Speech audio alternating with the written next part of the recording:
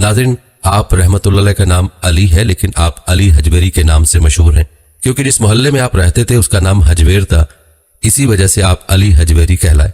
आपकी कुन्नियत अबुल हसन है, मगर लाहौर में आप दाता गंज बख्श रहमतुल्लाह अलैह के लक़ब से मशहूर हुए।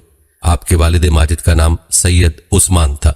आपकी विलादत के बारे में कहा जाता है कि आप रहमतुल्लाह अलैह अफगानिस्तान के मशहूर शहर गजनी के एक मोहल्ले हजवेर में 400 हिजरी के लगभग पैदा हुए। आप रहमतुल्लाह अलैह की वालिदा उसी मोहल्ले की रहने वाली थीं, लेकिन आपके वालिद गजनी के एक और मोहल्ले के रहने वाले थे जिसका नाम जलाब था। इन्हीं मोहल्लों की निस्बत से आपको हजवेरी और जलाबी भी कहा जाता है। नाज़रीन, आप रहमतुल्लाह अलैह नजीबुल तरफैन सैयद थे। आपका सिलसिला नसब चंद वास्तों से सैयदना हज़रत इमाम हसन रज़ियल्लाहु ताला अन्हु से मिलता है। आपका शजर नसब यूं बयान किया गया है: हजरत अली हजवेरी बिन सैयद उस्मान बिन सैयद अली बिन अब्दुर्रहमान बिन शाह शुजा बिन अबुल हसन बिन हसन असगर बिन सैयद जैद बिन हजरत इमाम हसन रज़ियल्लाहु ताला अन्हु बिन हजरत अली रज़ियल्लाहु ताला अन्हु। नाज़रीन, यूं हजरत अली हजवेरी रहमतुल्लाह अलैह सादात उज़ाम से थे। तारीखी रिवायत बता दें कि जब इस्लामी हुकूमत में कुछ अफरा तफरी फैल गई तो आले सादात के अफराद हाकिमान वक्त के जुल्म व तशद्दुद से बचने के लिए गजनी में आकर आबाद हो गए। गजनी में आपके खानदान का इल्म फजल और रूहानियत में चर्चा हुआ। आपके हकीकी मामू गजनी के बुलंद पाए आलिम और वलीउल्लाह थे, बल्कि लोग उन्हें ताजुल औलिया कहकर पुकारा करते थे। तारीख बताती है कि जिस दौर में हज़रत अली हजवेरी गजनी में पैदा हुए वह दौर इल्म फजल के एतबार से बहुत अच्छा दौर था। बेशुमार उलमा, फुजला और अहले दानिश गजनी में रहते थे। गजनी की फिजा में हर तरफ इल्म फिक्र और मार्फत का चर्चा था। 4 साल से जायद उम्र में आप रहमतुल्लाह अलैह ने हरूफ शनासी के बाद कुरान पाक पढ़ना शुरू किया। थोड़े अरसे में आपने कुरानी तालीम मुकम्मल कर ली। उसके बाद आहिस्ता आहिस्ता दूसरे अलूम पढ़े। आखिर बड़ा होने तक आपने मुख्तलिफ असातिज़ा से अरबी, फारसी, हदीस, फिक्का, तफसीर, मंतक और फलसफे की तालीम हासिल की। नाज़रीन, जिन असातिज़ा से आपने ज़ाहिरी अलूम की तकमील की उनमें शेख अबुल अब्बास अहमद बिन मोहम्मद अशकानी, शेख अबुल कासिम गरगानी, अबुल अब्बास अहमद बिन मोहम्मद कसाब, अबू अब्दुल्ला बिन अलिल मारूफ बालजात तसानी, अबू सईद फजलुल्लाह बिन मोहम्मद, अबू अहमद अल मुजफ्फर बिन अहमद बिन हमदान और शेख अबुल कासिम अब्दुल करीम बिन हवाज़िन अल कुशैरी के नाम काबिल जिक्र हैं। आपने अपने बाज़ असातिज़ा का जिक्र कशफुल माजूब में किया है।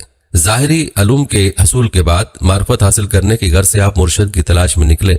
मुख्तलिफ इलाकों का सफ़र किया। दौरान सफ़र आपने सिलसिला आलिया जुनैदिया में हज़रत अबुल फजल मोहम्मद बिन खतली रहमतुल्लाह अलैह के हाथ पर बैत की, जो शाम में रहते थे और अपने ज़माने के मशहूर पेशवाए तरीक़त थे। सिलसिला जुनैदिया के बारे में आप रहमतुल्लाह अलैह ने लिखा है कि हमारे तमाम शयूख व अकाबरीन सिलसिला जुनैदिया से मुंसलिक हैं और यह तरीका बड़ा मशहूर है। आप रहमतुल्लाह अलैह ने उनकी ज़ेर निगरानी सलूक की मनाजिल तय की। आप रहमतुल्लाह अलैह का सिलसिला तरीक़त यूं है: आप मुरीद हज़रत अबुल फजल बिन हसन खतली रहमतुल्लाह के, वो मुरीद हज़रत शेख अबुल हसन अली हसरी रहमतुल्लाह अलैह के, वो मुरीद हज़रत शेख अबू बकर शिबली रहमतुल्लाह अलैह के, वो मुरीद हज़रत जुनैद बगदादी रहमतुल्लाह अलैह के, वो मुरीद हज़रत सरी सक्ती रहमतुल्लाह अलैह के, वो मुरीद हज़रत मरूफ करखी रहमतुल्लाह अलैह के, वो मुरीद हज़रत दाऊद ताई रहमतुल्लाह अलैह के, वो मुरीद हज़रत हबीब अजमी रहमतुल्लाह अलैह के, वो मुरीद हज़रत ख्वाजा हसन बसरी रहमतुल्लाह अलैह के और वो मुरीद हज़रत अली रज़ियल्लाहु ताला अन्हु के। नाज़रीन, तारीख बताती है कि आप रहमतुल्लाह अलैह ने अपनी ज़िंदगी का कुछ हिस्सा अपने मुर्शद हज़रत अबुल फजल रहमतुल्लाह अलैह की सोहबत में गुजारा।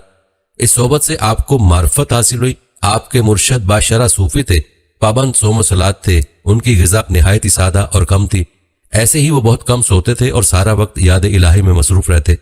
चुनांचे हज़रत अली हजवेरी रहमतुल्लाह अलैह को भी उन्होंने कम खाने, कम सोने, कम गुफ्तगू करने की हिदायत की और सारा दिन याद इलाही में महव रहने की तलकीन की। चुनांचे ऐसा ही हुआ। हज़रत अली हजवेरी रहमतुल्लाह अलैह ने पाबंद शरा रहकर अल्लाह की बेपनाह इबादत की और सफ़र और हिज़्र में पीरो मुर्शद का साथ दिया। इस सोहबत मुर्शद और याद इलाही का नतीजा यह हुआ कि आप बहुत जल्द वली कामिल बन गए और आप रहमतुल्लाह अलैह के मुर्शद ने आपको खिलाफत अता फरमाकर खिदमत दीन का हुक्म दिया। नाज़रीन, याद रहे कि सैर व सियाहत हसूल इल्म का एक बेहतरीन जरिया है। यही वजह है कि आप रहमतुल्लाह अलैह ने आलम शबाब का ज्यादा हिस्सा सैर और सफर में गुजारा। इस सैर और सियाहत से आप रहमतुल्लाह अलैह को अजहद इल्मी फायदा हुआ। आप रहमतुल्लाह अलैह कई उलमा और फुजला से मिले। इसके अलावा कई मशाइख इकराम से मुलाकातें भी हुई जिनसे रूहानियत को तकवीयत मिली और आपकी जिंदगी के बहुत से मुशाहिदात और तजुर्बात हासिल हुए। आप रहमतुल्लाह अलैह ने ईरान, इराक, शाम, तुर्की, अरब, मावरा नहर, आज़रबाईजान, खरासान, तिब्रिस्तान, कैसतान, करमान और खरस्तान के इलाकों की सैर व सियाहत की ان علاقوں میں جن بزرگوں سے ملاقات ہوئی ان میں شیخ احمد بخاری، خواجہ رشید مظفر، خواجہ شیخ احمد حمادی، خواجہ ابو جعفر محمد بن علی الجودینی، شیخ ابو عبداللہ جنیدی، شیخ ابو العباس دامغانی، شیخ ابو طاہر مکشوف، شیخ قاسم سدسی، شیخ ابو اسحاق بن شہریار کے نام قابل ذکر ہیں۔ ان کے علاوہ اور بھی بہت سے کاملین طریقت سے آپ کی صحبتیں ہوئیں۔ ان علاقوں میں بے شمار واقعات پیش آئے، ان واقعات اور مشاہدات کا ذکر آپ نے اپنی تصنیف کشف المحجوب میں کہیں کہیں کیا ہے۔ محترم ناظرین، حضرت علی حجویری داتا گنج بخش رحمۃ اللہ علیہ اللہ کے وہ ولی کامل تھے جن کی ساری زندگی شریعت کے اتباع میں گزری۔ اگرچہ آپ رحمۃ اللہ علیہ نے سلوک اور معرفت کی منازل طے کرنے کے لیے بہت سی ریاضت اور مجاہدہ کیا، جگہ جگہ کی سیر و سیاحت کی، سفر میں گزارا اور مسلسل 4 سال تک سفر میں رہنے کے باوجود نماز با جماعت ترک نہ ہوئی، اور جب جمعے کا دن آتا تو آپ رحمۃ اللہ علیہ کسی نہ کسی قصبے میں چلے جاتے اور نماز جمعہ ادا کرتے۔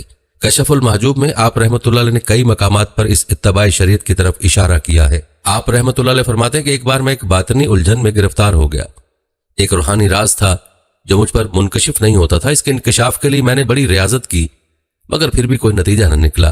اس سے پیشتر بھی ایک بار ایسا ہوا تھا اور میں نے حل کے لیے حضرت ابو یزید رحمۃ اللہ علیہ کے مزار پر چلہ کشی کی تھی۔ اس چلہ کشی کے نتیجے میں میری وہ باطنی مشکل حل ہو گئی تھی۔ چنانچہ اس بار بھی میں آپ کے مزار پر متقف ہو گیا، لیکن 3 ماہ تک اعتکاف میں بیٹھے رہنے کے باوجود مجھے کامیابی نہیں ہوئی۔ اس دوران میں روزانہ 3 دفعہ نہاتا اور 3 ہی دفعہ طہارت کرتا۔ کامیابی کی کوئی صورت نہ دیکھ کر میں نے خراسان جانے کے لیے رخت سفر باندھا۔ راہ میں ایک گاؤں میں قیام کیا۔ یہاں صوفیوں کا ایک گروہ مقیم تھا۔ یہ رسم پرست لوگ تھے۔ انہوں نے مجھے سادہ جامہ پہنے دیکھ کر کہا، یہ ہماری جماعت سے متعلق نہیں، اور واقعی میں ان کی جماعت سے کوئی تعلق نہیں رکھتا تھا۔ انہوں نے مجھے قیام کے لیے جو جگہ دی، خود اس سے بلند جگہ پر قیام کیا، خود تو نہایت لذیذ و نفیس غذائیں کھائیں اور مجھے ایک سوکھی روٹی کھانے کو دی۔ وہ لوگ میرا مضحکہ اڑاتے، خربوزے کھا کر چھلکے مجھ پر پھینکتے۔ میں نے اپنے دل میں کہا، اے مولا کریم، اگر ان کا لباس گدڑی وہ نہ ہوتا جو تیرے دوستوں کا ہوتا ہے تو میں ان کی زیادتی کسی صورت برداشت نہ کرتا۔ باوجود یہ کہ یہ رسم پر صوفی مجھے طنز و ملامت کا ہدف بنا رہے تھے، لیکن انبیاء اولیاء کی ایک بہت بڑی سنت پر عمل کرنے کی وجہ سے میرے دل کو بڑی مسرت حاصل ہو رہی تھی، اور اس وقت مجھ پر یہ راز سربستہ کھل گیا کہ بزرگان طریقت کم فہموں کی زیادتیاں کیوں برداشت کرتے ہیں، اور مجھے معلوم ہو گیا کہ ملامت برداشت کرنا بھی روحانی مدارج کی بلندی کا زینہ ہے، اور اس میں بھی بڑے مفادات ہیں۔ ناظرین، حضرت داتا علی حجویری رحمۃ اللہ علیہ فرماتے ہیں، ایک روز کا ذکر ہے کہ میں علاقہ شام میں سفر کرتا ہوا حضرت بلال رضی اللہ عنہ کے روزہ مبارک پر پہنچا۔ جب میری آنکھ لگ گئی تو میں نے اپنے آپ کو مکہ معظمہ میں دیکھا۔ اتنے میں سرکار دو عالم صلی اللہ علیہ وآلہ وسلم بنی شیبہ کے دروازے پر تشریف فرما ہوئے۔ اس وقت آپ صلی اللہ علیہ وآلہ وسلم ایک سن رسیدہ شخص کو اس طرح بغل میں لیے ہوئے تھے جیسے کوئی کسی بچے کو لیے ہوتا ہے۔ میں فرط محبت سے بے قرار ہو کر آپ کی طرف دوڑا اور آپ صلی اللہ علیہ وآلہ وسلم کے پائے مبارک کو بوسہ دیا۔ میں بڑا حیران تھا کہ یہ ضعیف شخص کون ہے کہ حضور صلی اللہ علیہ وآلہ وسلم نے قوت باطنی سے میرے اس استعجاب کا حال معلوم کر لیا اور مجھے مخاطب کر کے فرمایا کہ یہ تمہارے امام ہیں، امام ابو حنیفہ رحمۃ اللہ علیہ۔ اس سے مجھے یہ بات معلوم ہوئی کہ حضرت امام ابو حنیفہ کا شمار ان لوگوں میں ہے جن کے اوصاف شرع کے قائم رہنے والے احکام کی طرح قائم و دائم ہیں۔ یہی وجہ ہے کہ حضور صلی اللہ علیہ وآلہ وسلم ان سے اس قدر محبت فرماتے ہیں، اور حضور صلی اللہ علیہ وآلہ وسلم کو ان سے ربط و محبت ہے۔ اس سے یہ نتیجہ نکلتا ہے کہ جس طرح آپ صلی اللہ علیہ وآلہ وسلم سے خطا ممکن ہے، اسی طرح حضرت امام ابو حنیفہ رحمۃ اللہ علیہ سے بھی خطا کا صدور نہیں ہو سکتا۔ یہ نکتہ لطیف ہے جسے صرف وہی لوگ سمجھ سکتے ہیں جو اللہ تعالیٰ سے تعلق رکھتے ہیں۔ ناظرین، حضرت علی حجویری رحمۃ اللہ علیہ فرماتے ہیں، قیام عراق کے زمانے میں نے بہت کشادہ دستی سے کام لینا شروع کر دیا۔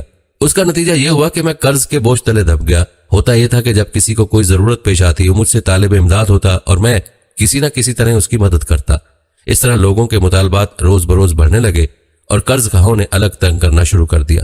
عراق کے ایک سردار نے جو میرے اس حال سے واقف تھا مجھے لکھا کہ تو نے جو طریقہ کار اختیار کیا ہے اس سے پیدا شدہ پریشانیاں عبادت اور ذکر الہی میں مانے نہ ہو جائیں۔ یوں اندھا دھند روپیہ خرچ کرنا اچھا نہیں ہے۔ خداوند تعالیٰ اپنے بندوں کی ضروریات کے لیے کافی ہے اور اس کے سوائے کسی میں یہ قدرت نہیں ہے کہ وہ ہر بندے کی کفالت کر سکے۔ میں نے اس نیک دل سردار کی اس پرحکمت بات کو گرے میں باندھ لیا اور اس تنگی سے چھٹکارا حاصل کیا۔ ناظرین، روایات بتاتی ہیں کہ حضرت علی حجویری رحمۃ اللہ علیہ نے حصول معرفت کی خاطر بے حد ریاضت و عبادت کی، صوف کا لباس پہنا، رضائے الہی اور علم کے لیے در بدر کی خاک چھانی، حب الہی میں فکر و فاقہ کیا، عشق حقیقی کی خاطر صبر و ضبط سے کام لیا، حتیٰ کہ ایک روز آیا کہ اللہ ان پر مہربان ہوا اور تکمیل معرفت ہوئی، اور وہ وقت آ گیا کہ آپ کے ظاہری اور باطنی علم سے مخلوق خدا فائدہ اٹھائے اور آپ کی صحبت سے فیض پائے۔ چنانچہ آپ کے مرشد حضرت ابو الفضل بن حسن ختلی رحمۃ اللہ علیہ نے آپ کو حکم دیا کہ تم لاہور روانہ ہو جاؤ اور وہاں جا کر رشد و ہدایت کا فریضہ انجام دو۔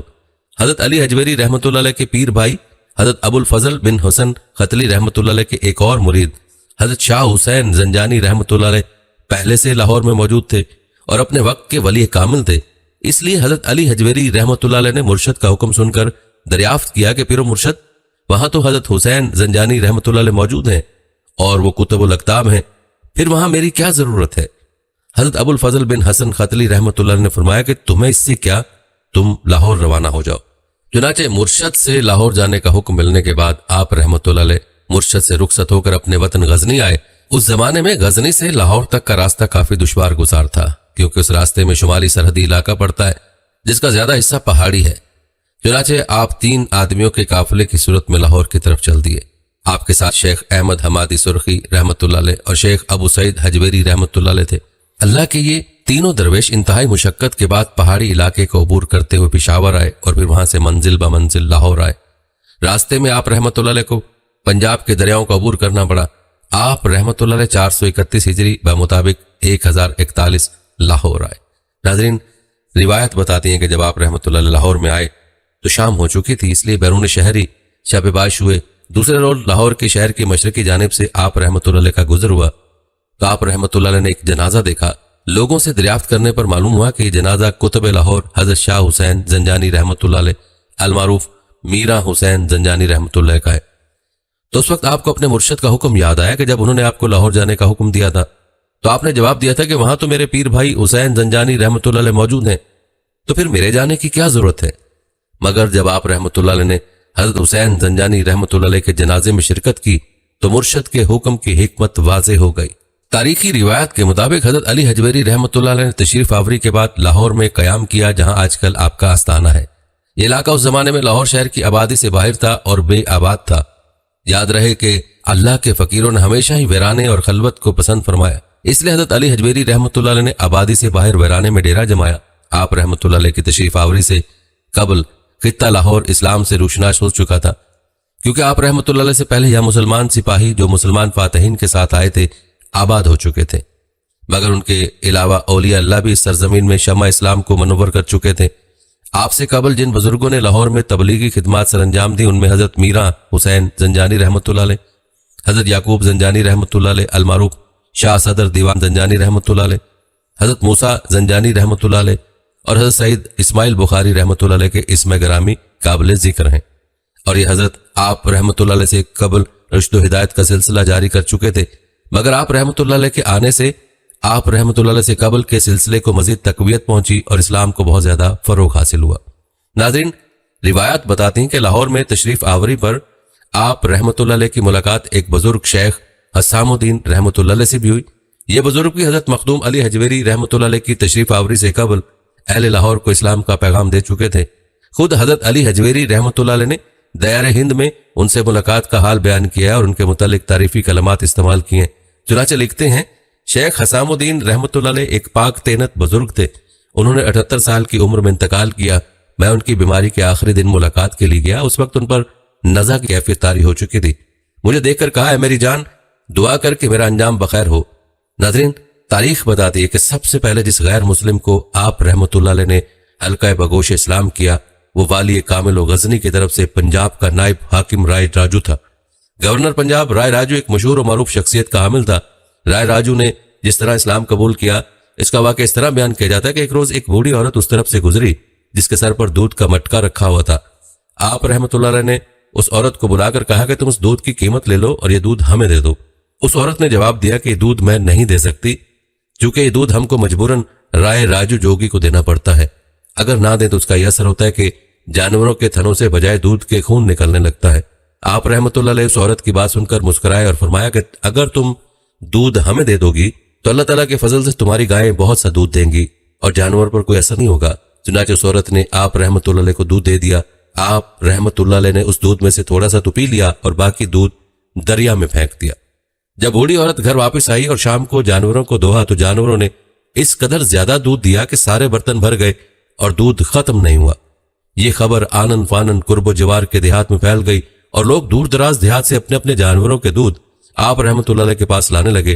آپ رحمت اللہ علیہ کا یہ دستور تھا کہ آپ رحمت اللہ علیہ تھوڑا سا دودھ ان کے مٹکے میں سے پی کر باقی دودھ دریا میں پھینک دیا کرتے تھے، اور جب ان لوگوں نے گھر جا کر اپنے اپنے جانوروں کو دھوہا تو انہوں نے بھی بے حساب دودھ دیا۔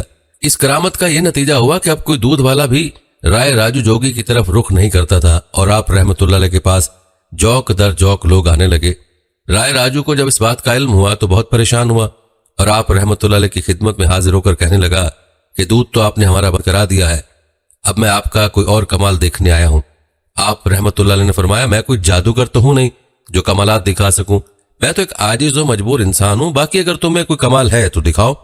چونکہ اس جوگی نے بڑی بڑی ریاضتیں کی تھیں اور مجاہدے میں زندگی گزاری تھی، اس نے آپ رحمت اللہ علیہ کے سامنے کئی کرشمے دکھائے، حتیٰ کہ ہوا میں اڑنے لگا۔ جب وہ ہوا میں اڑ رہا تھا تو آپ رحمت اللہ علیہ نے اپنی جوتی مبارک اس کی طرف پھینک دی، چنانچہ وہ جوتیاں اس کے سر پر پڑنے لگیں۔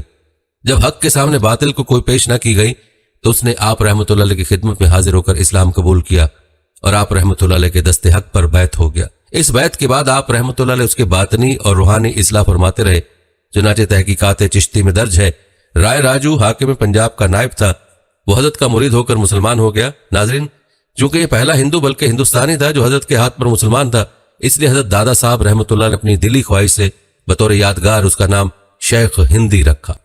ناظرین، روایت بتاتی ہیں کہ حضرت دادا صاحب نے لاہور میں تشریف لا کر سب سے پہلے ایک مسجد تعمیر کرائی، چنانچہ موجودہ مسجد جو بعد میں اثر نو تعمیر ہوئی ہے، ان کے ادب و احترام اور یادگار کے طور پر اسی مسجد کی زمین پر تیار کرائی گئی ہے۔ یہ مسجد آپ رحمت اللہ علیہ نے اپنی گرہ سے بنوائی، اور کون کہہ سکتا ہے کہ دیگر مزدوروں کے ساتھ آپ رحمت اللہ علیہ نے کس خلوص، کس جوش و شوق اور ولولے سے دیواریں چنی ہوں گی، چھت ڈالی ہوگی اور سر پر مٹی کی ٹوکریاں اٹھائی ہوں گی۔ آپ رحمت اللہ علیہ کی تشریف آوری سے پہلے گو اس ملک میں اسلام کا زیادہ چرچا نہ تھا، تاہم مسلمان خواہ وہ غیر ملکی حاکم تھے، خواہ وہ لوگ جو ہندوستان میں مسلمان ہو گئے تھے، ضرور موجود تھے، اور ان کے لیے مسجدیں تھیں، لیکن یہ پہلی مسجد تھی جو ایک مسلمان ولی اللہ نے اپنے خرچ سے اور اپنے ہاتھوں سے لاہور میں تعمیر کی۔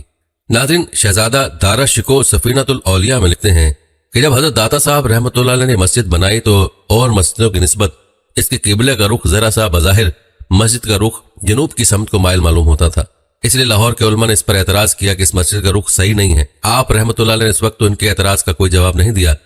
جب مسجد بن کر مکمل ہو گئی تو ایک دن تمام شہر کے علماء کو مدعو کیا، اور جب نماز کا وقت ہوا تو خود حضرت دادا صاحب نے نماز پڑھائی۔ جب نماز سے فارغ ہو گئے تو تمام حضرات سے فرمایا کہ تم لوگ اس مسجد کے قبلے پر اعتراض کرتے تھے، اب دیکھو کہ قبلہ کس طرف ہے۔ جب انہوں نے نظر اٹھا کر دیکھا تو یک بارگی قبلہ بالمشافہ بچشم ظاہر نظر آیا۔ حضرت داتا صاحب رحمت اللہ نے فرمایا، بتاؤ قبلہ کدھر ہے؟ قبلہ کو سیدھے رخ پر دیکھ کر سب معترضین نادم ہوئے اور آپ رحمت اللہ علیہ سے معذرت چاہی۔ آپ رحمت اللہ علیہ کی کرامات کے ذریعے گرد و نواح میں شہرت پھیلی اور بے شمار لوگ آپ رحمت اللہ علیہ کی بزرگی اور ولایت کے قائل ہوئے۔ ناظرین، روایت بتاتی ہیں کہ جو مسجد آپ رحمت اللہ علیہ نے تعمیر کروائی تھی اسی کو آپ رحمت اللہ علیہ نے اپنی تمام تبلیغی و تدریسی سرگرمیوں کا مرکز بنایا۔ اس مسجد میں آپ رحمت اللہ علیہ باقاعدہ درس دیا کرتے تھے، اور یہیں مسلمان طالب علم آپ رحمت اللہ علیہ سے عربی اور قرآن حکیم کے اسباق لیتے تھے۔ اس مسجد کے ساتھ آپ رحمت اللہ علیہ نے ایک حجرہ تعمیر کر لیا تھا۔ تبلیغ و تدریس کے بعد آپ رحمت اللہ علیہ اسی حجرے میں استراحت فرماتے تھے۔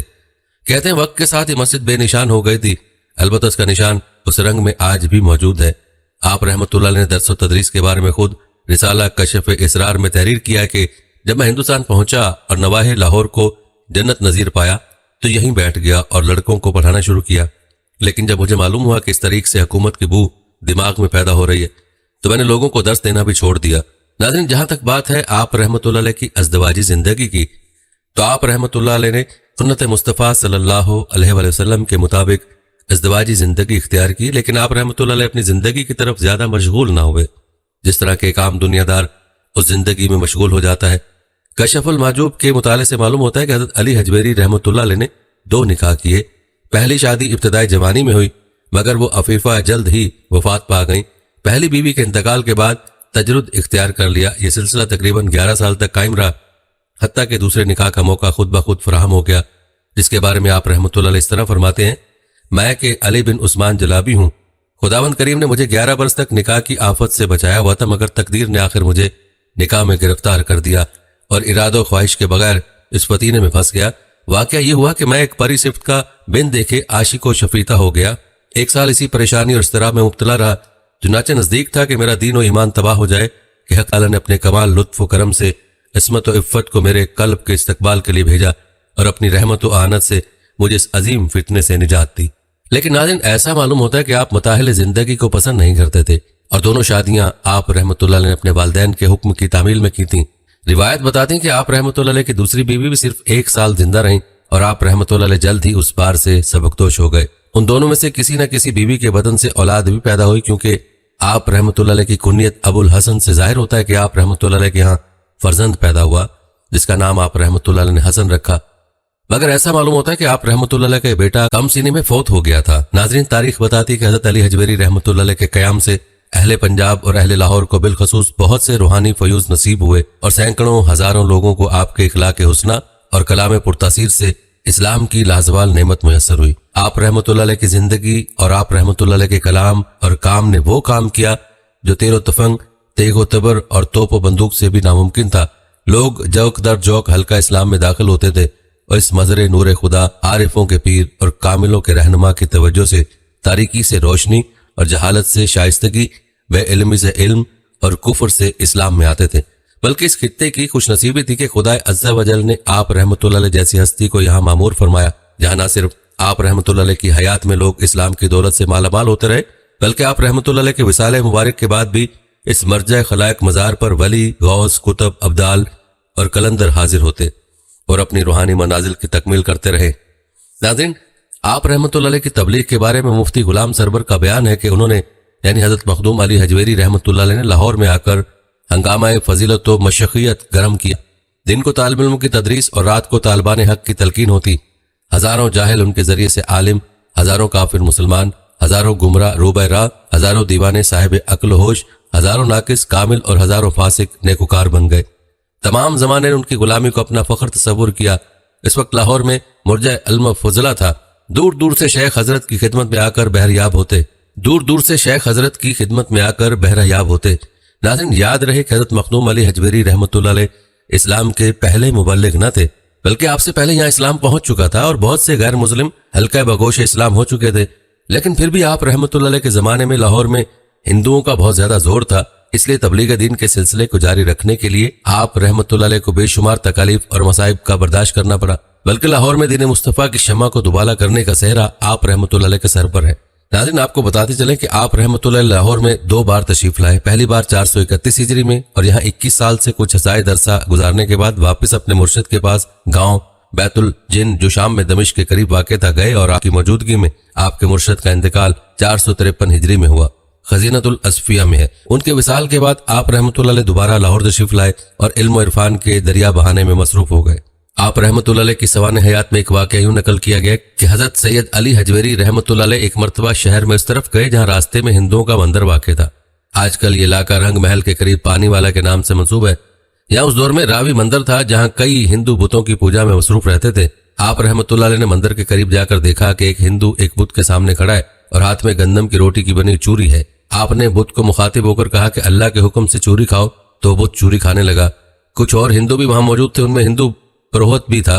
हिंदू पुरोहित को बड़ा दुख हुआ कि हमसे ऐसे वाकयात नहीं होते, इसलिए हमारी तौहीन हुई है। लिहाजा वो उस हिंदू से नाराज हो गए जिसके हाथ में चूरी थी। बहाना बनाकर पुरोहित ने कहा, तुम्हारे इस तरह करने से देवता जी हमसे नाराज हो गए हैं, लिहाजा आज से हमारा और तुम्हारा बाइकाट है। कुछ रोज के बाद वो चोरी वाला हिंदू आप रहमतुल्लाह की खिदमत में हाजिर हुआ और कहने लगा कि हजरत, लोग उस रोज के वाक़े से इनकार कर रहे हैं, मेरी बात को कुछ सच नहीं मानता। आप रहमतुल्लाह ने फरमाया, तुम अपने रिश्तेदारों और दीगर अहबाब को इकट्ठा कर लो और अल्लाह की ताकत देखो। हाजरीन जमा हो गए। आप रहमतुल्लाह ने फिर बुत को हुक्म दिया, चूरी खाओ, तो वो चूरी खाने लगा। हिंदू लोग ये वाक़या देखकर हैरत ज़दा हुए। आप रहमतुल्लाह ने लोगों से कहा कि अल्लाह हर काम करने की ताकत रखता है, लिहाजा तुम इन बेजान बुतों की पूजा से तौबा कर लो और अल्लाह के सच्चे दीन में आ जाओ। तो आपकी इस तवज्जो से बेशुमार लोग कलमा पढ़कर मुसलमान हो गए। नाज़रीन, ये वाक़या पहले लोगों में सीना बसीना था, लेकिन कुछ अरसे से लोगों ने किताबों में नकल कर दिया। हकीकत अल्लाह को मालूम है। आपकी इस वाक़े के बारे में क्या राय है, कमेंट में जरूर बताइएगा। नाज़रीन, एक और वाक़या भी आपके गोश गुजार करते हैं। कहते हैं हज़रत अली हजवेरी रहमतुल्लाह ने लाहौर में जब दीन हक की तबलीग शुरू की तो लाहौर में हिंदू धर्म पूरे अरूज पर था। हिंदू पुरोहितों को अपने दीन पर बड़ा नाज था। वो कलमा हक सुनने को बिल्कुल तैयार न थे। مگر آپ تو توحید و رسالت کی شمع روشن کرنے ہی کے لیے لاہور آئے تھے، تو آپ غیر مسلموں میں جہاں کہیں موقع پاتے خدا واحد پر ایمان لانے کی دعوت دیتے۔ اگر کوئی آپ کے پاس چل کر آتا تو اسے بھی توحید و رسالت کا درس سناتے، ایمان لانے کی طرف مائل کرتے اور اس کے صاحب ایمان ہونے کی دعا کرتے۔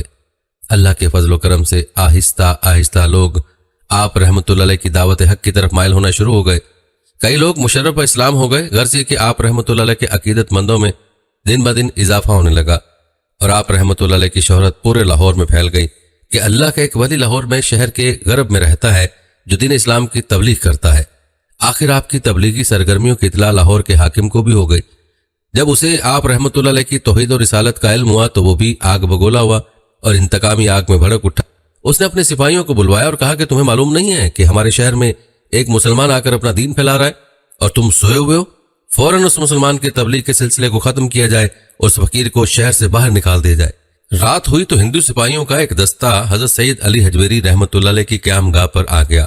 آتے ہی انہوں نے صورتحال کا جائزہ لیا تو معلوم ہوا کہ اللہ کا ایک دوست ایک جھونپڑی کے اندر اللہ کی یاد میں بیٹھا ہوا ہے، ذکر الہی جاری ہے۔ انہوں نے کہا کہ ہمیں لاہور کے حاکم نے بھیجا کہ آپ کو یہاں سے نکال دیں، کیونکہ آپ کی تبلیغ سے ہندو دھرم کو بہت نقصان ہو رہا ہے۔ ہم یہ برداشت نہیں کر سکتے کہ ہمارا مذہب ختم ہو جائے اور دین اسلام چھا جائے۔ آپ رحمۃ اللہ علیہ نے فرمایا کہ میں تو اللہ کی توحید کا پیغام آپ لوگوں تک پہنچانے آیا ہوں تاکہ غیر مسلموں کی عاقبت درست ہو جائے اور وہ دین حق پر ایمان لے آئیں۔ انہوں نے آپ کی باتیں سن کر کہا کہ ہم نہیں جانتے، ہم تو یہ چاہتے ہیں کہ آپ یہاں سے کوچ کر جائیں اور کہیں اور چلے جائیں۔ آپ رحمۃ اللہ نے کہا کہ میں تو یہاں اللہ کی رضا اور اسی کے حکم سے آیا ہوں، اب جو بھی میرے ساتھ ہو اللہ میرا حامی و ناصر ہے۔ آخر حاکم کے بھیجے ہوئے سپاہی سختی پر اتر آئے اور انہوں نے آپ رحمۃ اللہ علیہ کی جھونپڑی کو آگ لگانے کی کوشش کی، مگر اسے آگ نہ لگی۔ آخر کار ناچار ہو کر سوچنے لگے کہ یہ کوئی اللہ کا فقیر ہے، ہم خام خواہ اس سے زیادتی کر کے اللہ کی ناراضگی کو مول نہ لیں، کہیں ہمارا کوئی نقصان نہ ہو جائے۔ واپس لوٹ کر حاکم کو سارا واقعہ سنا دیں گے کہ وہاں ہمارا کوئی بس نہیں چلتا۔ آخر وہ واپس لوٹ گئے۔ اگلے روز انہوں نے اپنی کارروائی کا سارا قصہ حاکم کو بتا دیا۔ اس نے بات سن کر اپنے سپاہیوں کو ڈانٹا اور کہا کہ تمہیں چاہیے تھا کہ اس فقیر کو ضرور کسی نہ کسی طریقے سے شہر سے نکال باہر پھینکتے۔ کرنا خدا کا ایسا ہوا کہ کسی وجہ سے حاکم لاہور کے محل میں آگ لگ گئی اور وہ قابو سے باہر ہو گئی اور بجھنے پر نہ آ رہی تھی کہ اس کے دل میں اللہ تعالیٰ کی طرف سے یہ بات اٹھی کہ کل رات میں اس فقیر کی جھونپڑی کو جلوانے لگا تھا، شاید اسی وجہ سے وہی سزا مجھے مل گئی۔ اللہ کے اٹھائے ہوئے خوف سے اس کا دل بیدار ہو گیا اور وہ خود چل کر حضرت سید علی حجویری رحمۃ اللہ علیہ کی قیام گاہ پر آیا اور معافی کا طلبگار ہوا۔ آپ رحمۃ اللہ علیہ نے اسے درگزر فرما دیا اور اسے معاف کر دیا۔ جو ہی اسے اللہ کے ولی کامل سے معافی ملی تو اس کے محل کی آگ خود بخود ٹھنڈی ہو گئی اور آخرکار وہ آپ رحمۃ اللہ علیہ کی روحانی طاقت سے متاثر ہو کر حلقہ بگوش اسلام ہو گیا۔ یہ کرامت کتاب مقامات اولیاء سے لی گئی ہے، مگر اس کا بھی تذکروں میں کہیں ذکر نہیں۔ اللہ بہتر جاننے والا کہ اصل حقیقت کیا ہے۔ البتہ ناظرین، ذات خداوندی نے آپ رحمۃ اللہ علیہ کو علوم ظاہری اور باطنی سے بہت نوازا تھا، اور خاص کر اللہ تعالیٰ نے دین اسلام کے ایسے اسرار و رموز عطا فرمائے جو بہت کم اولیاء کو نصیب ہوئے۔ پھر اس کے ساتھ ساتھ آپ رحمۃ اللہ علیہ نے حصول علم کے لیے جو سیر و سیاحت کی، اس سے آپ رحمۃ اللہ علیہ کو بے حد مشاہدات کا حصول ہوا۔ چنانچہ آپ رحمۃ اللہ علیہ نے مخلوق خدا کو راہ راست پر لانے کی خاطر اور طالبان معرفت کی رہنمائی کے لیے چند گراں قدر کتب تصنیف کی، جن میں سے کشف المحجوب خاص طور پر قابل ذکر ہے۔ آپ کی تصنیف میں شریعت اور علم و عرفان کا سمندر موجزن ہے۔ اہل نظر کو آپ رحمۃ اللہ علیہ کی کتاب سے تلاش حق کی منزل کو پانے میں رہنمائی حاصل ہوئی۔ اس لیے کہا جاتا ہے کہ جس صوفی کو کوئی ظاہر مرشد کی رہنمائی نہ مل سکے تو آپ رحمۃ اللہ علیہ کی کتب کا مطالعہ کرے تو راہ حق مل جاتا ہے۔ آپ رحمۃ اللہ علیہ نے سب سے پہلی تصنیف 12 سال کی عمر میں لکھی۔ آپ رحمۃ اللہ علیہ نے جو کتب لکھی ان کے نام یہ ہیں: دیوان شعر، منہاج الدین، البیان لاحل العیان، اسرار الخرق المونیات، بدر القلوب، کتاب فنا و بقا، بالرعایت بحقوق اللہ، کشف الاسرار، شرح کلام، کشف المحجوب۔ ناظرین، کشف المحجوب تصوف کے موضوع پر آپ رحمۃ اللہ علیہ کی ایک مارکۃ الآراء کتاب ہے جو ہر دور میں مقبول عام ہے۔ آپ رحمۃ اللہ علیہ کی تمام تصانیف سے یہی ایک تصنیف ایسی ہے جو ضخیم ہے اور عام ملتی ہے۔ کہا جاتا ہے کہ کشف المحجوب میں تصوف و معرفت کا کوئی ایسا پہلو نہیں جو نظر انداز کیا گیا ہو۔ یہ کتاب گم گشتگان راہ ضلالت کے لیے ایک چراغ ہدایت ہے۔ یاد رہے کہ اصل کتاب فارسی میں ہے، مگر اب اس کو اردو میں اور دنیا کے مختلف زبانوں میں تراجم چھپ چکے ہیں۔ اس کتاب کو آپ نے اپنے وطن میں لکھنا شروع کیا، لیکن جب آپ لاہور آئے تو اسے ساتھ لے آئے اور لاہور میں اس کی تکمیل کی، اور زیادہ حصہ لاہور میں تصنیف شدہ ہے، کیونکہ اسی کتاب میں لکھا ہے کہ یہ کتاب تصوف کے موضوع پر ایک نادر خزانے کی حیثیت رکھتی ہے۔ کشف المحجوب کے بارے میں تفصیل انشاءاللہ آگے چل کر آپ کو بتائیں گے۔ یہاں آپ کو حضرت علی حجویری رحمۃ اللہ علیہ کے چند واقعات بتاتے ہیں جو اسی کتاب میں بیان کیے گئے ہیں۔ ناظرین، یاد رہے کہ حضرت علی حجویری رحمۃ اللہ علیہ نے سلسلہ جنیدیہ میں حضرت شیخ ابو الفضل ختلی رحمۃ اللہ علیہ کے دست شفقت پر بیعت فرمائی تھی، جو اپنے زمانے کے جلیل القدر، قرآن و حدیث کے اعلیٰ پائے کے عالم، زہد و تقوی، متقی و پرہیزگار اور کشف و کرامات میں اپنی مثال آپ بزرگ تھے۔ حضرت علی حجویری رحمۃ اللہ علیہ اپنی شہرۂ آفاق تصنیف کشف المحجوب، جس کے بارے میں حضرت بابا فرید الدین گنج شکر رحمۃ اللہ علیہ کے خاص منظور نظر اور سلسلہ چشتیہ کے عظیم بزرگ حضرت خواجہ نظام الدین اولیاء رحمۃ اللہ علیہ فرماتے ہیں کہ جس کا کوئی مرشد نہ اسے اس کتاب یعنی کشف المحجوب کے مطالعے کی برکت سے مرشد مل جائے گا۔ بے رقم تراز ہے کہ ایک مرتبہ میں آپ رحمۃ اللہ علیہ کو وضو کرا رہا تھا، میرے دل میں خیال پیدا ہوا کہ جب تمام امور تقدیر اور قسمت سے وابستہ ہوتے ہیں تو پھر آزاد لوگوں کو پیروں اور فقیروں کا غلام کس لیے بنایا جاتا ہے؟ کیا کرامات کی امید پر؟ میں ابھی یہ سوچ ہی رہا تھا کہ کچھ کہنے نہیں پایا تھا کہ مرشد حضرت شیخ ابو الفضل ختلی رحمۃ اللہ علیہ نے اپنے کشف سے جان لیا۔ فرمانے لگے، بیٹا جو بات تیرے دل میں پیدا ہوئی ہے مجھے معلوم ہو گئی ہے۔ جب اللہ تعالیٰ کسی کو تاج و تخت دینا چاہتا ہے تو اسے توبہ کی توفیق عطا فرما دیتا ہے اور وہ ایک مہربان دوست کی خدمت کرنے لگتا ہے، اسی خدمت کے نتیجے میں اس کی کرامت کا اظہار ہوتا ہے۔ ناظرین، حضرت علی حجویری رحمۃ اللہ علیہ ایک اور جگہ فرماتے ہیں کہ ایک دفعہ میں اپنے پیر و مرشد حضرت شیخ ابو الفضل ختلی رحمۃ اللہ کے ساتھ بیت الجن سے دمشق کا سفر کر رہا تھا کہ راستے میں بارش ہو گئی، جس کی وجہ سے بہت زیادہ کیچڑ ہو گیا اور ہم بہت مشکل سے چل رہے تھے کہ اچانک میری نظر پیر و مرشد پر پڑی تو کیا دیکھتا ہوں کہ ان کا زیب تن کیا ہوا لباس بالکل خشک ہے اور پاؤں مبارک پر بھی کیچڑ کا کوئی نشان نظر نہ آیا۔ مجھے بڑی حیرت ہوئی، دریافت کیا تو آپ رحمۃ اللہ علیہ نے ارشاد فرمایا کہ ہاں، جب سے میں نے پروردگار عالم پر توکل کرتے ہوئے ہر قسم کے وہم و شبہ کو خود سے دور کر دیا ہے اور دل کو حرص و لالچ کی دیوانگی سے محفوظ کر لیا، تب سے اللہ رب العزت کی ذات مقدس نے میرے پاؤں کو کیچڑ سے محفوظ رکھا ہے۔ اسی طرح ایک اور مقام پر حضرت علی حجویری رحمۃ اللہ علیہ اپنے پیر و مرشد کا تذکرہ یوں فرماتے ہیں کہ جب میرے پیر و مرشد حضرت شیخ ابو الفضل ختلی رحمۃ اللہ علیہ کا وصال ہوا تو ان کا سر مبارک میری گود میں تھا اور میں سخت مضطرب اور خاصا پریشان تھا۔ آپ رحمۃ اللہ علیہ نے میری حالت کو دیکھا تو فرمانے لگے کہ میں تمہیں عقیدے کا ایک مسئلہ بتاتا ہوں، اگر تم سمجھ گئے اور اس پر عمل کیا تو ہر قسم کے دکھ اور رنج اور تکلیف سے بچ جاؤ گی۔ آپ رحمۃ اللہ نے فرمایا، یاد رکھو کہ اللہ تعالیٰ کی پاک ذات کے ہر کام میں حکمت اور مصلحت مضمر ہوتی ہیں، وہ حالات کو ان کے نیک و بد کا لحاظ کر کے پیدا فرماتا ہے، اس لیے بیٹا اس کے کسی فعل پر انگشت نمائی نہ کر اور نہ ہی دل میں اس پر معترض ہو۔ اس کے بعد آپ رحمۃ اللہ علیہ خاموش ہو گئے اور اپنی جان اس کائنات کو سجانے اور بنانے والے حقیقی خالق و مالک کے سپرد کر دی۔ ناظرین، آپ کو بتاتے چلیں کہ حضرت داتا گنج بخش علی حجویری رحمۃ اللہ علیہ نے حضرت شیخ ابو الفضل ختلی رحمۃ اللہ علیہ کے علاوہ دو بزرگ جن کا شمار اپنے زمانے کے باکمال علماء اولیاء اللہ میں ہوتا تھا، ابو سعید ابو الخیر رحمۃ اللہ علیہ اور امام ابو القاسم قشیری رحمۃ اللہ علیہ سے بھی خصوصی فیض حاصل کیا۔ آپ رحمۃ اللہ علیہ حضرت امام ابو حنیفہ رحمۃ اللہ کے مقلد تھے اور اپنے دل میں ان کے لیے بہت محبت اور عقیدت رکھتے تھے۔ ناظرین، آپ کو بتاتے چلیں کہ آپ رحمۃ اللہ علیہ کو مختلف القابات سے پکارا جاتا ہے، سلطان طریقت، قطب زمانہ، مخدوم امم، مرکز تجلیات، منبع فیض و برکات جیسے القابات آپ کے لیے استعمال کیے جاتے ہیں۔ آپ رحمۃ اللہ علیہ کے وجود مسعود لاہور اور اہل لاہور کے لیے مرکز مہر و وفا اور سرچشمہ تمنا و دعا ہے۔ آپ رحمۃ اللہ علیہ کی حیات ظاہری بھی اس خطے کے لوگوں کے لیے سراپا رحمت تھی اور آپ رحمۃ اللہ علیہ کی باطنی اور روحانی فیض و برکات آج بھی اس سرزمین کے لیے محبت، ہمدردی اور خیر خواہی کا ذریعہ ہیں۔ ناظرین، پنجاب کی دینی ثقافت سے حضرت علی حجویری رحمۃ اللہ علیہ کو محبت کو جدا کرنا ناممکن نہیں تو مشکل ضرور ہے۔ یہ شاید نہیں، یقیناً حضرت داتا گنج بخش رحمۃ اللہ علیہ کی کرم گستریوں کا ہی فیضان ہے کہ لاہور بر صغیر کے لیے کتب الارشاد یعنی رہنمائی کا محور و مرکز، کتب البلاد اور مدینہ الاولیاء ٹھہرا اور اپنی اسی روحانی مرکزیت کے سبب ہمیشہ مرجع خلائق رہا۔ شیخ احمد سرہندی حضرت مجدد الف ثانی رحمۃ اللہ علیہ اپنے ایک مکتوب جو کہ انہوں نے کلیج خان اندجانی کے نام لکھا میں فرماتے ہیں، فقیر کے نزدیک یہ شہر لاہور تمام ہندوستان کے شہروں میں کتب الارشاد کا درجہ رکھتا ہے۔ اس شہر کی خیر و برکت تمام بلاد ہندوستان میں پھیلی ہوئی ہے۔ اگر اس شہر میں دین رواج پذیر ہو جائے تو باقی علاقوں میں بھی شاعر کا رواج محقق رہے گا۔ اس طرح جسٹس ریٹائرڈ سید امیر علی لکھتے ہیں کہ حضرت داتا گنج بخش رحمۃ اللہ علیہ اپنی لاہور آمد کے بعد بھاٹی دروازے کے باہر قیام فرما ہوئے اہلیان علاقہ کی عقیدتیں اور ارادتیں آپ رحمۃ اللہ علیہ کی قیام گاہ کی طرف ہجوم کرنے لگی۔ لوگوں نے بھاٹی دروازے کا نام تبدیل کر کے اسے حجویری دروازے سے موسوم کرنا چاہا۔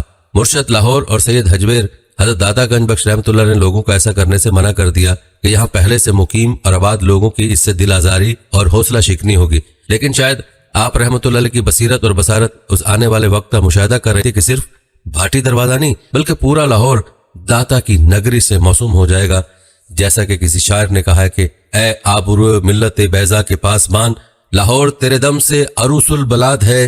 بلکہ حضرت اقبال رحمۃ اللہ علیہ نے تو یہاں تک فرما دیا، خاک پنجاب از دم او زندہ گشت، زبے ما از مہر او تابندہ گشت، جس کا ترجمہ ہے کہ آپ کے وجود سعید کے سبب سرزمین پنجاب یعنی اس پورے خطے کو نئی زندگی عطا ہوئی اور آپ ہی کے آفتاب وجود سے ہماری ملت کے افق روشن ہوئے.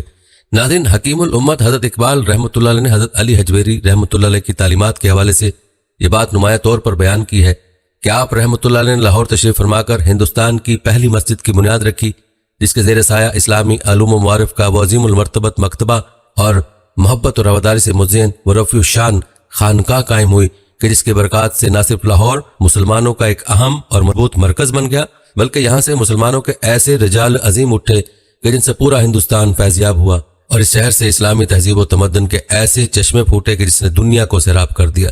ناظرین، بلا شبہ تبلیغ دین اور اشاعت اسلام کے ان مربوط اور منظم کوششوں کا صحرا حضرت داتا گنج بخش علی حجویری رحمۃ اللہ علیہ کے سر ہیں کہ جن کے دم قدم سے دین اسلام کی ترویج کا وہ نظام قائم ہوا جو بنیادی طور پر آپ رحمۃ اللہ علیہ کے علم عرفان اور ایمان و اقان کا مرہون منت تھا.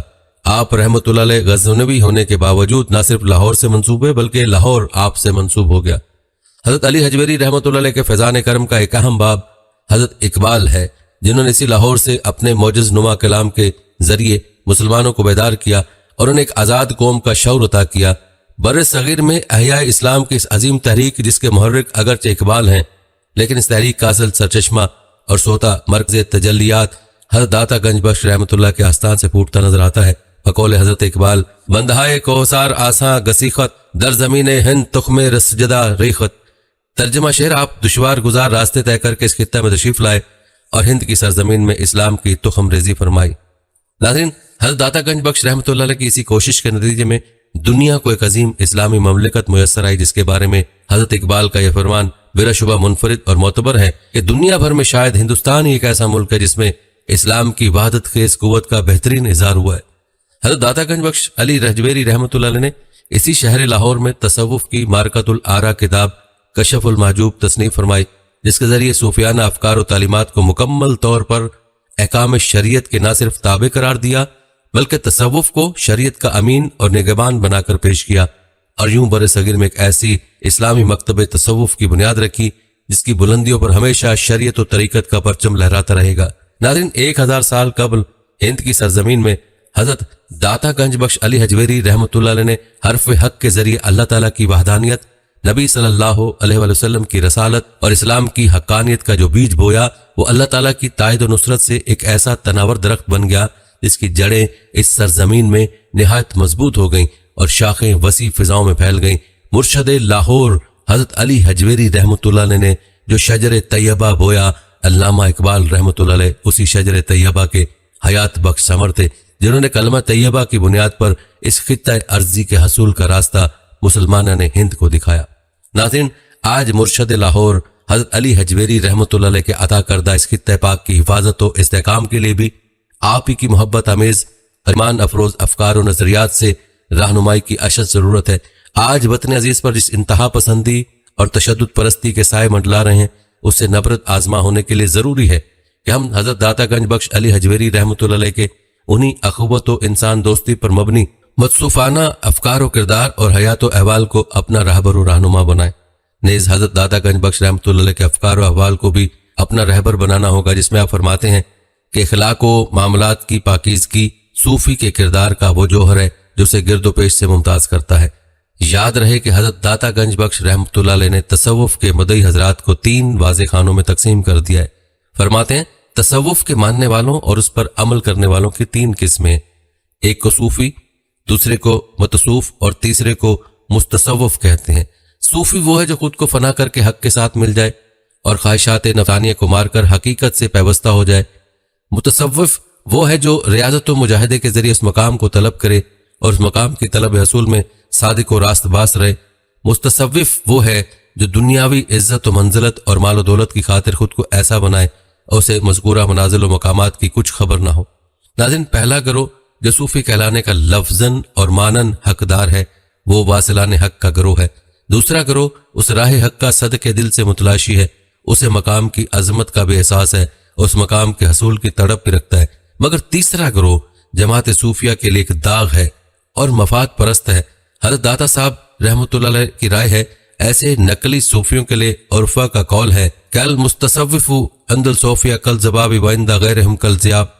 صوفیہ کرام کے نزدیک نقلی صوفی مکھی کی مانند ذلیل و خوار ہیں، وہ جو کرتا ہے نفس کے لیے کرتا ہے، مگر وہ دوسرے کے ہاں بھیڑیے کی مانند ہے۔ جس طرح بھیڑیا اپنی تمام قوت و طاقت مردار حاصل کرنے میں صرف کرتا ہے، یہی حال اس نقلی صوفی کا ہے۔ ناظرین، یہ تھا تذکرہ حضرت علی حجویری رحمۃ اللہ علیہ کی تعلیمات کا۔ آپ کو آپ رحمۃ اللہ علیہ کے وصال کے بارے میں بتاتے ہیں اور آپ رحمۃ اللہ علیہ کی کتاب کشف المحجوب پر بھی تذکرہ کریں گے، لیکن پہلے ایک اہم بات کا ذکر کرتے ہیں جو کہ آپ رحمۃ اللہ علیہ کے لقب داتا گنج بخش کے حوالے سے ہے۔ ناظرین، یاد رہے کہ داتا گنج کے معنی خزانے لٹانے والے کے آتے ہیں، اور کہا جاتا ہے کہ اسی لقب سے کسی انسان کو نہیں پکارنا چاہیے کہ خزانے لٹانے والی ذات صرف اللہ کی ہے۔ کسی بندے کے لیے الفاظ استعمال نہیں کرنے چاہیے، البتہ ساتھ بخش لگا دینے کے بعد اس کے استعمال کی اجازت اہل علم نے دی ہے اور کہا ہے کہ داتا گنج بخش کہنے میں حرج نہیں ہے۔ یہ درست ہے، اکیلے داتا گنج نہیں کہنا چاہیے، البتہ عقیدے کے لیے لحاظ سے بھی ضروری ہے کہ یقین صرف اللہ کی ذات پر ہونا چاہیے، اللہ کے علاوہ کسی پر یقین نہیں ہونا چاہیے۔ اللہ والوں کا اپنا مقام ہے، لیکن کسی اللہ والے کے حاجت روا مشکل کشا نہیں ماننا چاہیے، یہ شرک کہلاتا ہے۔ اور یاد رکھیں کہ شرک کی اللہ کے ہاں معافی نہیں ہے۔ اس حوالے سے آپ کیا رائے رکھتے ہیں کمنٹ میں ضرور بتائیے گا۔ ناظرین، آئیے بات کرتے ہیں حضرت علی حجویری رحمۃ اللہ علیہ کے وصال مبارک کی، اس کے بعد آپ رحمۃ اللہ علیہ کی کتاب کشف المحجوب پر کچھ بات کریں گے۔ ناظرین، فرمان خداوندی ہے کہ ہر نفس نے موت کا مزہ چکھنا ہے، کیونکہ دستور الہی نہیں بدلتا۔ ہر نبی اور ولی کو اس دار فانی سے کوچ کرنا پڑا۔ آخر اللہ کے اس ولی کامل پر بھی وہ وقت آ گیا کہ جبکہ روح اس جسد خاکی سے بے نیاز ہو کر بارگاہ رب العزت میں نیاز مند ہو گئی۔ روایت بتاتی ہیں کہ جب آپ کا آخری وقت آیا تو آپ بیمار ہوئے، اور چند روز بیمار رہنے کے بعد آپ رحمۃ اللہ علیہ کا اپنے حجرے میں وصال ہو گیا۔ آپ رحمۃ اللہ علیہ کے وصال کے موقع پر شیخ احمد ہندی رحمۃ اللہ علیہ اور کچھ دوسرے عقیدت مند آپ رحمۃ اللہ علیہ کی خدمت میں حاضر تھے۔ آپ کے عقیدت مندوں نے آپ کی تجہیز و تکفین کی، اور اس روز اس دھرتی کو آپ کے اسودہ خاک ہونے کا شرف حاصل ہوا۔ ناظرین، آپ کو بتاتے چلیں کہ حضرت علی حجویری رحمۃ اللہ علیہ نے 65 سال کی عمر پا کر 465 ہجری میں اس دار فانی سے کوچ کیا۔ آپ رحمۃ اللہ علیہ کی تاریخ وصال 20 سفر بیان کی جاتی ہے، واللہ علم بالصواب، لیکن کئی مورخین نے آپ کی اس تاریخ وصال سے اختلاف کیا ہے۔ آپ کو بتاتے چلیں کہ آپ کا مزار اقدس لاہور میں بھاٹی دروازے کے بیرونی غربی جانب ہے، اور آپ کا دربار پاک و ہند میں بہت مشہور ہے۔ آپ رحمۃ اللہ علیہ کا مزار سب سے پہلے سلطان محمود غزنوی کے خاندان میں سے ظاہر الدولہ سلطان ابراہیم بن سلطان مسعود غزنوی نے زر کثیر سے بنوایا تھا۔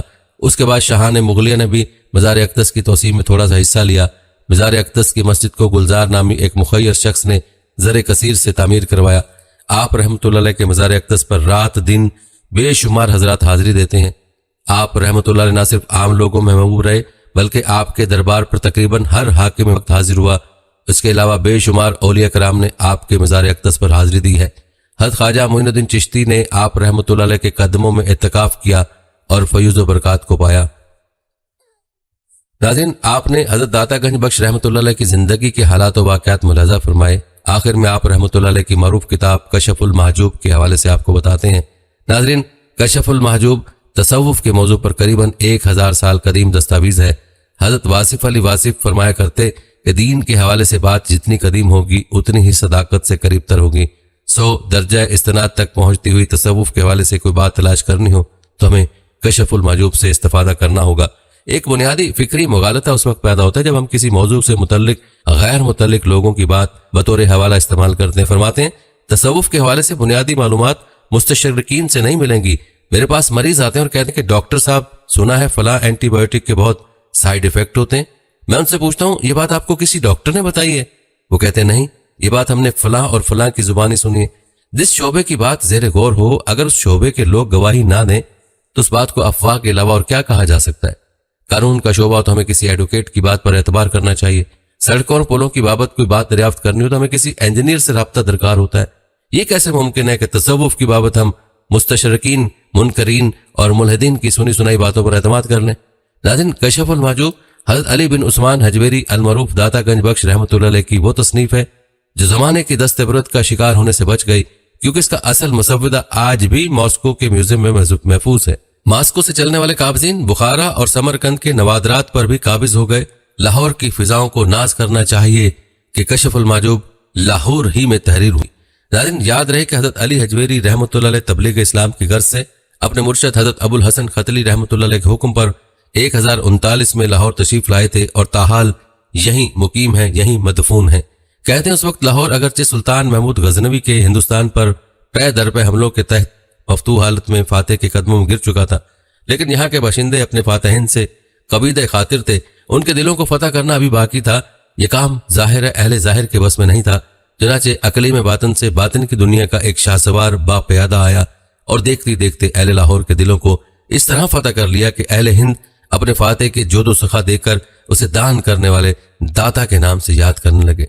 कहा जाता है कि आप रहमतुल्लाह अलैह के एक मुरीद बासफा हजरत अबू सईद हजवेरी रहमतुल्लाह अलैह आप रहमतुल्लाह अलैह के हमरा थे। उन्हीं के एक सवाल के जवाब में आप रहमतुल्लाह अलैह ने किताब कशफुल माजूब तहरीर फरमाई। राह फिक्र तसव्वुफ बुनियादी तौर पर सलूनी की सदाए बाज गश्त है। यहाँ बेमकसद कलाम नहीं बल्कि सिर्फ सवाल का जवाब है बकदर ज़र्फ और बकदर तलब। किताब के आगाज में आप रहमतुल्लाह अलैह ने अपने मुरीद बासफा का तह दर तह सवाल भी तहरीर किया। सवाल यह था कि मुझे बयान फरमाएं तसव्वुफ के रास्ते की हकीकत और सूफिया के मकामात की कैफियत और उनके अकवाल और नजरियात और रमूज और इशारात और दिलों पर अल्लाह की मोहब्बत के जाहिर होने की कैफियत, और यह कि इंसानी अकलें आखिर उसकी हकीकत की दरियाफ्त से क्यों कर हिजाब में, और यह कि नफ्स इससे गुरेज क्यों करता है और इंसानी रूह इसकी पाकीज़गी के बयान से आराम कैसे पाती है। इस सवाल से अंदाजा होता है कि जनाब अबू सईद रहमतुल्लाह अलैह की तलब हक किस कदर शदीद थी कि उनके सवालों के जवाब में हजूर फैज़ आलम रहमतुल्लाह अलैह ने एक मुकम्मल किताब तसनीफ कर दी। उस किताब के दिबाचे में आप रहमतुल्लाह अलैह ने मकसद तसनीफ भी तहरीर किया है। बस मैंने ये किताब इसलिए तसनीफ किया कि उन दिलों को साइकिल यानी पॉलिश कर दे जो हिजाब गैनी यानी आर्जी हिजाब में गिरफ्तार हैं, लेकिन उनके दिलों में नूर हक का सरमाया मौजूद है। इस किताब को पढ़ने की बरकत से उनसे हिजाब उठ जाएगा और वो मानी की हकीकत की राह पाएंगे। नाज़रीन, इस किताब को पढ़ने वालों का कहना है कि सच पूछें तो कशफुल माजूब का हर जुमला महबूब की ऐसी नशीली आंख की मानिद है कि उसमें बेमहाबा डूब जाने को दिल चाहता है। ये मानी दरमानी की ऐसी वादी होश रुबा है कि इससे बाहर निकलने को दिल नहीं चाहता। नाज़रीन, कहा जाता है कि हज़रत वासिफ अली वासिफ की कमोबेश हर महफिल में कशफुल माजूब से कोई वाक़या या जुमला बतौर हवाला जरूर मौजूद होता। मकाम हैरत है कि आप एक ही वाक़े से मुख्तलिफ जुहात की कितने ही असबाक बआसानी अखज़ कर लिया करते। ये किताब फिल वाक़े किताब हैरत है। मुर्शद ने मार्फत को हमहाल तहय्युर से ताबीर किया है। आप अक्सर औकात ये जुमला दोहराते, कोई इस किताब का आसान जुबान में तर्जमा कर दे तो बहुत से लोगों का भला हो जाए। नाज़रीन, कशफुल माजूब में एक जुमला दर्ज है। मफहूम उसका यूं है कि नबी अपनी उम्मत से बातनी जोहत से मुखातिब होता है। बारगाह नबूवत और रिसालत के फरसादा औलिया भी बातनी जोहत से कलाम करते हैं और उनकी तसनीफ भी अपने कारी के बातिन से मुखातिब होती हैं। जाहिर की हद मुकर्रर की जा सकती है, बातिन की कोई हद नहीं। हर बातिन दर हकीकत बातिन दर बातिन होता है। जाहिर और बातिन के संगम पर इसका आगाज तो मौजूद है, लेकिन इसकी इंतहा कहीं नहीं। बातिन एक ऐसा वाक़या कि जब एक बार वकू पजीर हो जाए तो सदाए कुन की तरह उसकी गूंज मुसलसल जारी रहती है। ये बेहद अनहद तक पहुंचाए बगैर दम नहीं तोड़ता। जाहिर में उसकी सिफात मिलती हैं, बातिन में खुद मिलता है। अलगर्ज कशफुल माजूब की बातनी वारदात कभी कम नहीं पड़ती। यह हर लम्हा नई आन और नई शान के साथ अपने कारी के शऊर के साथ हम कलाम होती है। इखलास और तस्लीम शर्त है। नाज़रीन, कशफुल माजूब का हर जुमला अपने मौजू पर एक मुकम्मल मकाला है। अगर फारसी मतन सामने रखकर पढ़ा जाए तो मालूम होगा कि तहरीर हुस्न बलागत से किस कदर मालामाल है। ये किताब नहीं बल्कि एक निसाब है। ये तसनीफ दिलपजीर सालिक के लिए बैक वक्त एक टेक्स्ट बुक भी है और रेफरेंस बुक भी है। उसे सालिक की एक बैड बुक होना चाहिए। नाज़रीन, तसव्वुफ और शरीयत में क्या रब्त और राबत है, जाहिर अपने बातिन से कैसे मुतल्लिक है, तज़किया नफ्स और इखलास का हसूल कैसे मुमकिन है, मार्फत बारी ताला की हकीकत क्या है, रूह की हकीकत और माहियत क्या है, कदीम हादिस से क्यों कर ममीज है, तौहीद की तारीफ क्या है, तसव्वुफ में राइज कौन सा फिक्र साहिब है और कौन सा गैर साहिब, तसव्वुफ की मुख्तलिफ इस्तिलाहात की ताबीर और तदबीक क्या है, नमाज रोजा हज और ज़कात की हकीकी रूह क्या है। इन सब की हकीकत कशफुल माजूब में यूं बयान कर दी गई कि एक तालिब हक की नज़र में महजूब मकशूफ हुआ जाता है। नाज़रीन, ये कशफुल माजूब के खवास मुख्तसर अल्फाज में आपके सामने बयान कर दी गए। अब फैसला आपका है कि इस किताब का मुताला करना चाहिए या नहीं। नाज़रीन, ये थी हमारी आज की वीडियो। जाने से पहले वीडियो को शेयर जरूर कीजिएगा। हम उम्मीद करते हैं कि आपको हमारी आज की वीडियो जरूर पसंद आई होगी। अगर आपको हमारी आज की वीडियो पसंद आई है तो सबसे पहले इसको लाइक करें और अपनी राय का इज़हार कमेंट सेक्शन में लाजमी करें। آخر میں آپ سے ایک بار پھر درخواست ہے کہ آپ ہمارے چینل کو ضرور سبسکرائب کر لیں اور ساتھ ہی لگے گھنٹی کے بٹن کو بھی کلک کریں تاکہ آپ کے پاس ہماری آنے والی مزید ویڈیوز کا نوٹیفیکیشن بر وقت ملتا رہے۔ اللہ تعالیٰ آپ کو اپنی زبان رکھے، آمین۔